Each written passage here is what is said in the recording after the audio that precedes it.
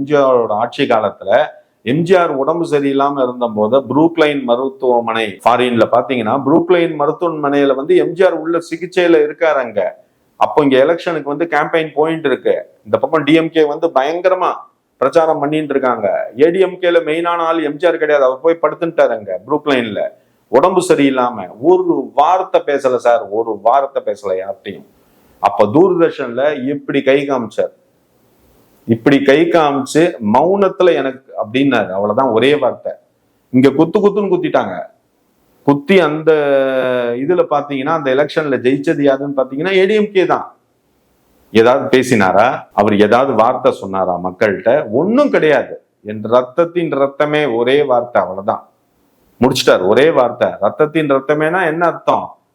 எல்லாம் நீங்க தான் அப்படிங்கிற மாதிரி முடிச்சிட்டார். ஒரே வார்த்தை. அந்த சொன்ன அந்த 2 வார்த்தை, ரத்தத்தின் ரத்தமேன்னு சொன்ன வார்த்தைக்கு இங்க மக்கள் இவ்வளவு தூரம் மரியாதை கொடுத்து எம்ஜிஆர் அரியணை ஏத்தினாங்க. அது காரணம் நீங்க என்ன நினைப்பீங்க? பதவி ஆசையா? நினைச்சுங்கோ, தப்பு கிடையாது. ஆனா மக்கள் அவர் மேல வச்சிருக்கிற விஷயம் என்ன? அவரை மக்கள் வெளியால பார்க்கல, தான் குடும்பத்துல ஒருத்தரா பார்த்தாங்க. எம்ஜிஆர் என்னோட புள்ள வரணும், என்னோட அப்பா வரணும், என்னோட இவர் வரணும், இவர் வந்தா நமக்கு நல்லது பண்ணுவார்னு நினைச்சாங்க. எம்ஜிஆர் அதே மாதிரி நல்லது பண்ண